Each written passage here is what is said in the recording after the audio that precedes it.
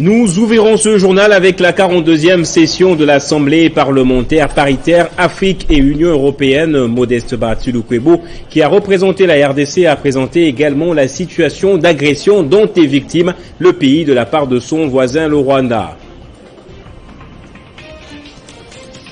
Et au Kasaï oriental, si rien n'est fait au plus vite, la route nationale numéro 1 sera coupée en deux du fait des érosions et des têtes d'érosion également.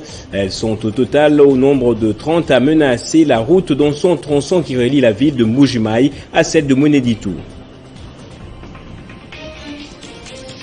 Dans le monde, les pays membres de la Ligue arabe ont parvenu à faire taire quelques divergences lors du sommet tenu à Alger.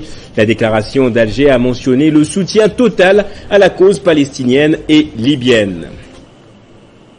Nouvelle édition du journal. Merci d'être avec nous sur Télé 50. La RDC a participé activement à la 42e session de l'Assemblée parlementaire paritaire Afrique, Caraïbes, Pacifique et Union européenne tenue du 29 octobre au 2 novembre 2022 à Maputo, la capitale du Mozambique. Modeste Bathily-Lukwebo, le président du Sénat, a représenté le Parlement congolais. Parmi les sujets de ces assises de Maputo, la question de la lutte contre le terrorisme en Afrique subsaharienne et les défis mondiaux de la coopération en matière de changement climatique pour l'adaptation et l'atténuation à la suite de la 27e édition de la conférence des Nations Unies sur le climat. Au nom du Parlement de la RDC, le président du Sénat, Modeste Bathily-Lukwebo, a pris la parole par motion incidentielle pour fustiger la situation critique que traverse son pays, dont une partie du territoire est occupée par les terroristes du M23 soutenus par le Rwanda.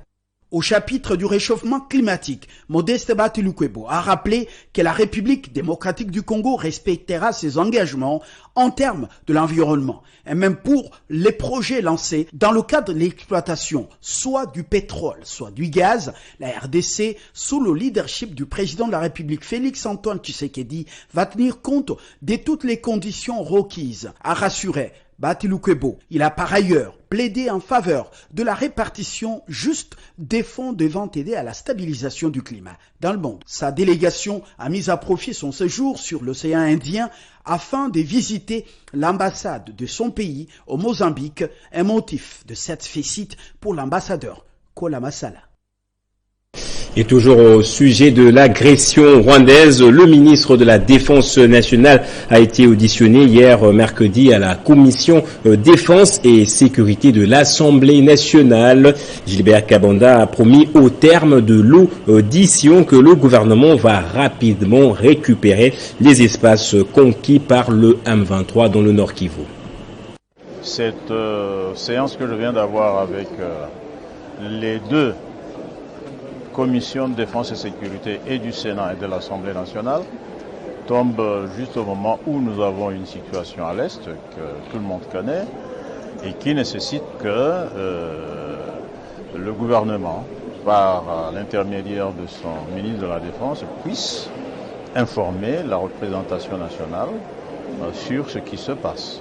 C'est l'exercice que je suis venu faire et qui est tout à fait réglementaire. Et bien, l'opinion peut être rassurée par le fait que le gouvernement fera tout, je dis bien fera tout, pour que nous puissions récupérer rapidement les espaces conquis par l'ennemi. Je le dis bien, il fera tout pour que nous puissions les récupérer rapidement avec grand R. Et les activités ont été paralysées dans le chef-lieu de la province du Sud Kivu hier mercredi. Bukavu était donc en ébullition. Des milliers d'habitants ont marché pour dénoncer l'agression dont la RDC est victime de la part du Rwanda. La société civile, elle, a appelé au boycott des produits de consommation provenant du pays voisin. Les drapeaux de l'Union européenne ont été également pris pour cible. En signe de solidarité avec les habitants de la province sœur, le Nord Kivu, Bukavu a connu une ambiance inhabituelle. Sur appel des organisations de la société civile Forces Vives, hommes et femmes sont descendus dans la rue pour dénoncer l'agression dont la RDC est victime de la part de ses voisins, notamment les Rwandais, disent-ils, mais aussi dénoncer le silence de la communauté internationale. Venus de tous les coins et recoins de Bukavu, la marche a eu comme point de chute le cabinet du gouverneur où ils ont lu leur mémorandum. Venons par la présente manifestation exprimer au monde entier notre ras-le-bol sur ce que nous qualifions d'injustice et de discrimination internationale contre les Congolais que nous sommes. Le vice-gouverneur du Sud Kivu, Marc Malago Kachekere, qui a réceptionné les mémos, a salué le caractère pacifique de la marche et a promis de transmettre leur mémorandum acquis des droits. Le vice-gouverneur Marc Malago a par ailleurs salué les efforts consentis par le président de la République, Félix-Antoine Tshisekedi, pour le retour de la paix dans la partie est du pays d'une manière générale et au Sud Kivu en particulier. Le président de la République se bat jour et nuit pour le retour de la paix. Je crois que vous suivez les radios et télévisions pour voir comment il se bat. La paix et le développement du pays, c'est la préoccupation de tous les dirigeants depuis le niveau national et nous, au niveau provincial, nous conjuguons les efforts en tant que gouvernement. Les manifestants se sont dispersés dans le calme.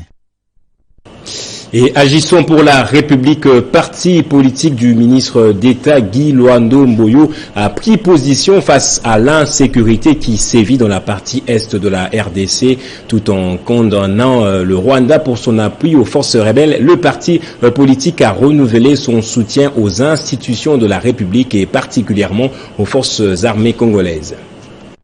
Rassemblement à Mbandaka au siège du parti sur l'avenue Bonsomi, marche à Bouende, Bois d'Olite, Agissons pour la République a manifesté ce mercredi pour condamner avec la dernière énergie l'agression dont est victime la République démocratique du Congo de la part du Rwanda. Les membres et cadres du parti cher au ministre d'État Guy Luando Mboyo ont tenu à apporter leur soutien indéfectible aux vaillants militaires congolais et à leur commandant suprême Félix-Antoine Tshisekedi Tshilombo. Ces derniers ont saisi également cette occasion pour lancer un appel à la mobilisation générale de tout le peuple congolais afin de mettre toute la communauté internationale face à ses responsabilités au regard de cette cruauté.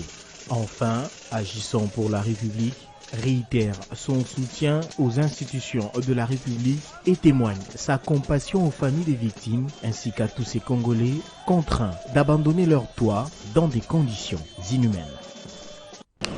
Et le PPRD a aussi sa recette contre la guerre d'agression dont est victime la RDC. Pour le secrétaire permanent adjoint du parti de Joseph Kabila, Ferdinand Kambere, que nous avons joint au téléphone, nous devons faire confiance en notre armée. On écoute ces pistes de solutions. C'est clair que pour nous, la solution, c'est de revenir sur tous ces accords-là, signés après l'alternance pacifique et démocratique. Nous lui donnons toujours des conseils de revenir sur ces accords-là parce que ces accords étaient signés en violation non seulement de notre constitution, mais aussi en violation de l'accord cadre de paix, de sécurité et de la coopération régionale qui avait été signé le 24 février 2013 à Addis Abeba. Alors, nous, la solution, c'est cela. On n'a pas d'autre solution. Tout ce qu'on propose, que l'Union africaine a voulu proposer, qu'il y ait un dialogue entre quoi et quoi. Parce que le Raïs Kabila Kabange avait déjà fait tous ces efforts-là et avait déjà obtenu des instruments juridiques contraignants contre le Rwanda et l'Ouganda, tous ces pays qui ont pris l'habitude de nous agresser, de piller nos richesses et de vouloir imposer une autre population à l'Est. Reconsidérer notre armée. Le Congo n'a pas d'autre allié que sa propre population. Notre population est prête à accompagner les FARDC à terminer cette guerre-là avec des armées étrangères qu'on est en train de faire entrer sur notre sol et surtout qui viennent de façon dispersée, chacun a son agenda. Quand il vient sur le sol, il y a risque d'affrontement du fait que chacun a un agenda particulier et ça ne sera qu'aggraver la situation de notre pays. La troisième piste pour nous, c'est qu'il doit pouvoir utiliser son pouvoir de chef de l'État pour mobiliser la nation. Et en justice, à présent, le Conseil supérieur de la magistrature a publié hier à Kinshasa les résultats du concours des candidats magistrats passé le 9 octobre dernier. Selon ces résultats, 5000 nouveaux magistrats s'ajoutent aux 3004 autres, les réhabilités compris. Lors d'une conférence de presse à la Cour de cassation, Dieudonné Kamouleta, président du Conseil supérieur de la magistrature, a indiqué que le taux de réussite est de 24,6%.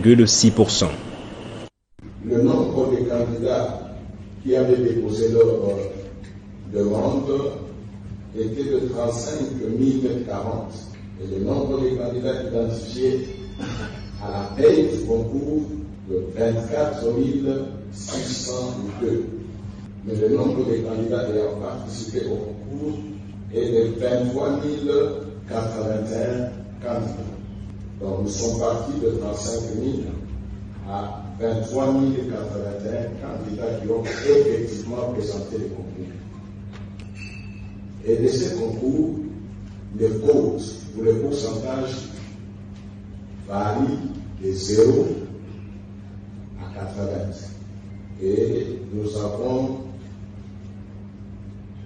constaté un taux de réussite de 24,6%. 24,6% pour l'ensemble du pays. Il nous revient de relever que ce concours a été organisé sur 15 sites, c'est-à-dire 15 provinces, au même moment. C'est en cela que nous tenons à féliciter tous les collègues, surtout le secrétariat permanent du Conseil supérieur de la magistrature pour avoir réussi cette prouesse. Et dans l'actualité, en bref, à l'éducation, d'abord, après plusieurs années de relâchement, le ministre de l'Enseignement primaire, secondaire et technique a instruit aux responsables des établissements scolaires de réinstaurer le salut au drapeau, la causerie morale sur l'actualité chaque lundi et l'installation de l'effigie du président de la République dans tous les locaux. Cette mesure vise non seulement à inculquer les notions civiques aux enfants dès l'école pour un réveil patriotique dans l'échelle des élèves à travers le pays, mais aussi leur apprendre l'hymne national dont la majorité des Congolais ne savent plus bien prononcer les mots. Au Kasaï oriental, la route nationale numéro 1 dans son tronçon qui relie la ville de Mbuji-Mayi à celle de Mweneditu dans la Lomami est menacée par presque 30 têtes d'érosion. Une situation qui s'est aggravée au fil de temps à cause de la négligence. À ce jour, l'office de route Kasaï oriental s'active pour au moins stopper ce qu'elle peut pour permettre la continuité du trafic sur cette route capitale pour l'approvisionnement de la ville de Mbuji-Mayi en divers produits de première nécessité. La lutte contre ces multiples têtes d'érosion nécessite beaucoup plus de moyens et d'implication. Et à l'international, lors du sommet de la Ligue arabe, les dirigeants arabes se sont mis d'accord sur le non-alignement derrière les pays capitalistes et communistes. Ces pays ont par ailleurs adopté la déclaration d'Alger qui résume les préoccupations actuelles et qui tranche avec les précédents communiqués sanctionnant le sommet. Le sommet de la Ligue arabe, tenu à Alger du 1er au 2 novembre, a été sanctionné par une clause de plusieurs résolutions.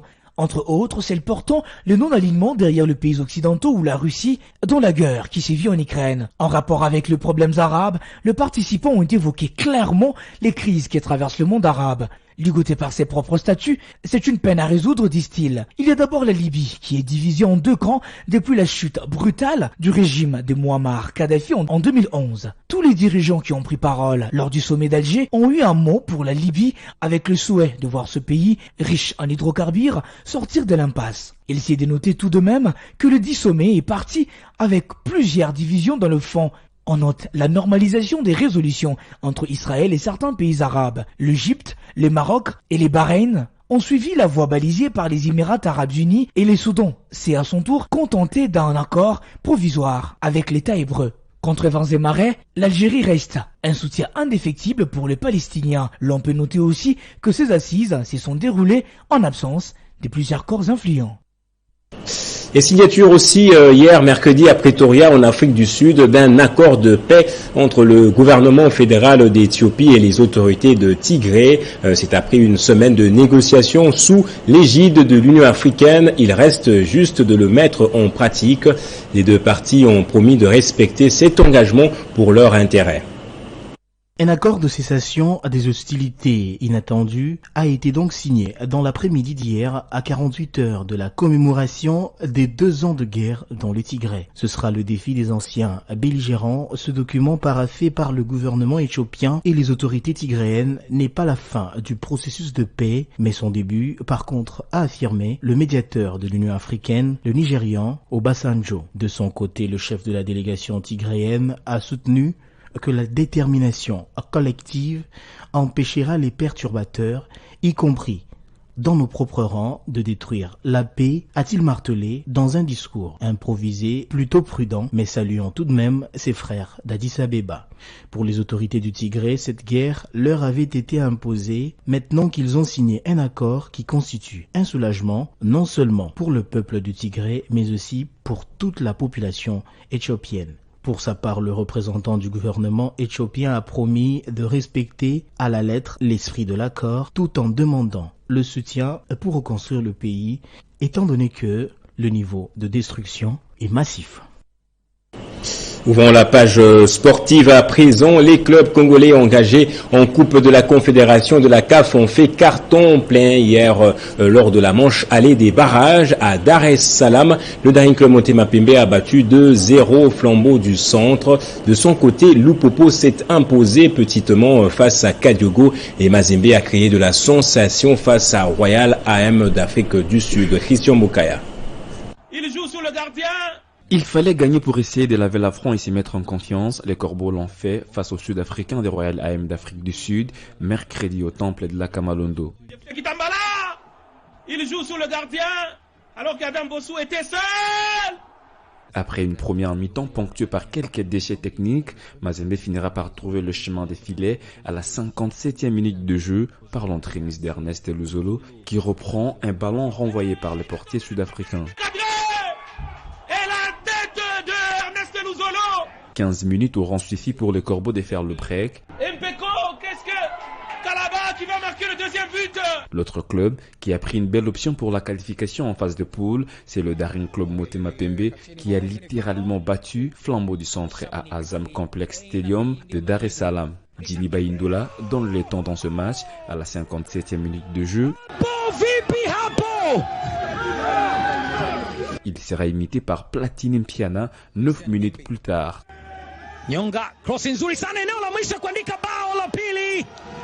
Au stade de l'amitié Mathieu Kérékou du Bénin, le FC Santelo Lupopo a créé de la sensation en venant à bout du Rail Club Kadiogo sur la note étriquée d'un but à 0. L'unique but du match porte la signature de Josué Kazema à la fin du premier quart d'heure.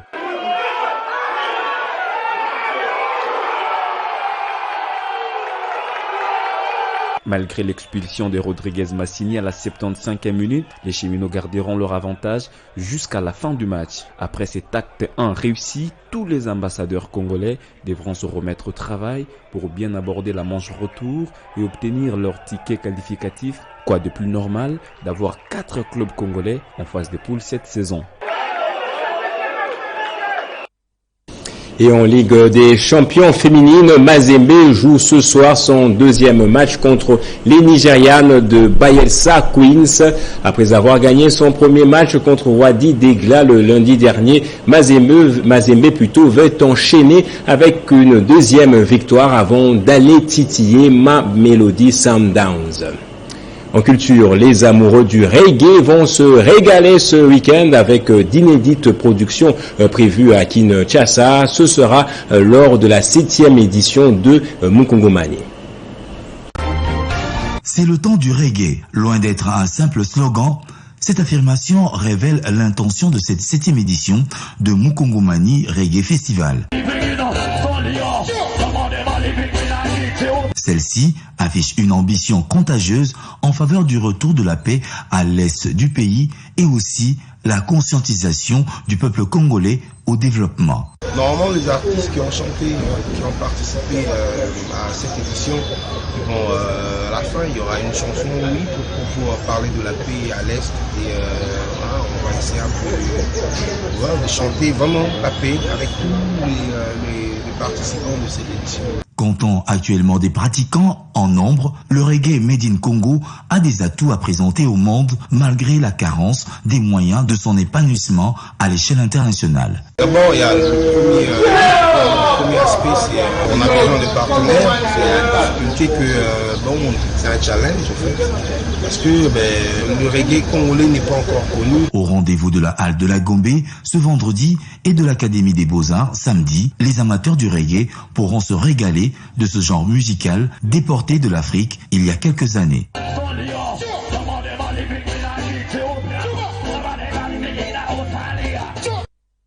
C'est le rappel des titres à présent. On a commencé ce journal avec la 42e session de l'Assemblée parlementaire paritaire Afrique, Caraïbes, Pacifique et Union européenne. Modeste Bahati Lukwebo, qui a représenté la RDC, a présenté également la situation d'agression dont est victime le pays de la part de son pays voisin, le Rwanda. Et au Kasaï oriental, Syrie en effet, au plus vite, la route nationale numéro 1 sera coupée en deux du fait des têtes d'érosion. Elles sont au total au nombre de 30 à menacer la route dans son tronçon qui relie la ville de Mbujimayi à celle de Mweneditu. Et dans l'actualité à l'international, les pays membres de la Ligue arabe ont parvenu à faire taire quelques divergences lors du sommet tenu à Alger. La déclaration d'Alger a mentionné le soutien total à la cause palestinienne et libyenne. Restez avec moi pour la revue de presse cette fois.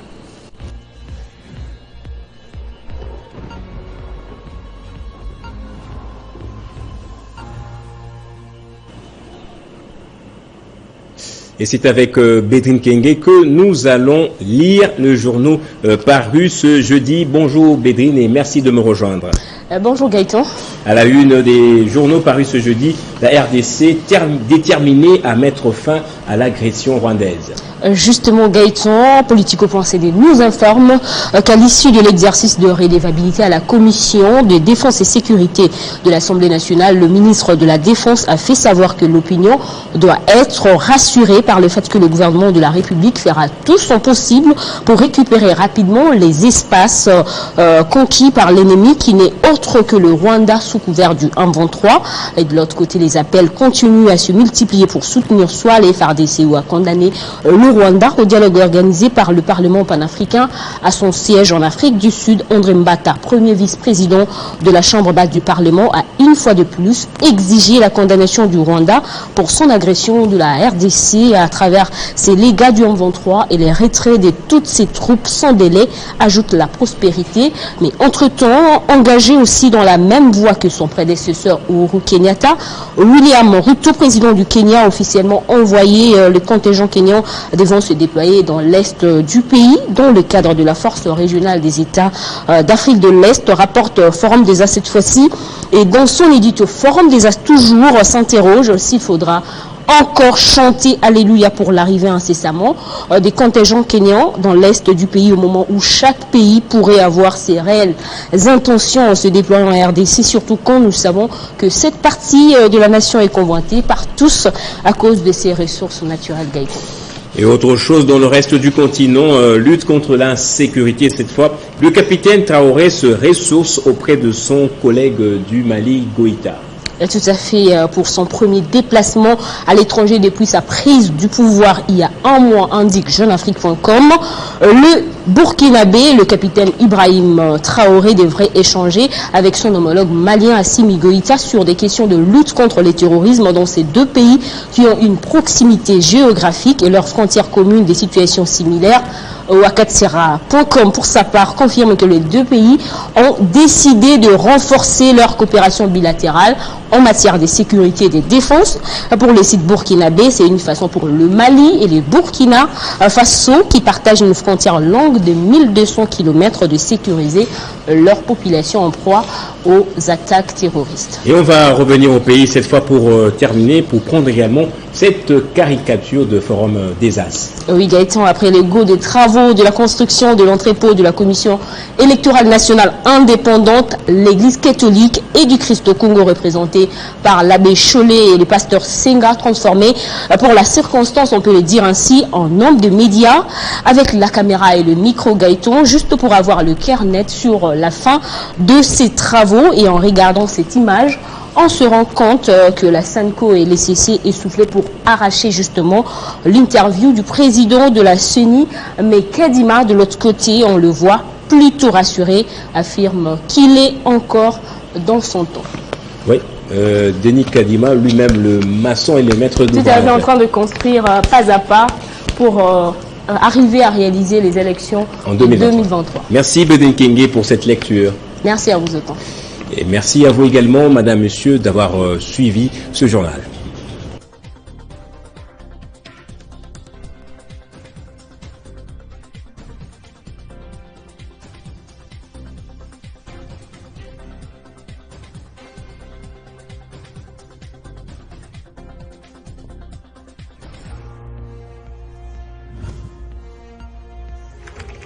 L'actualité reste incontinue.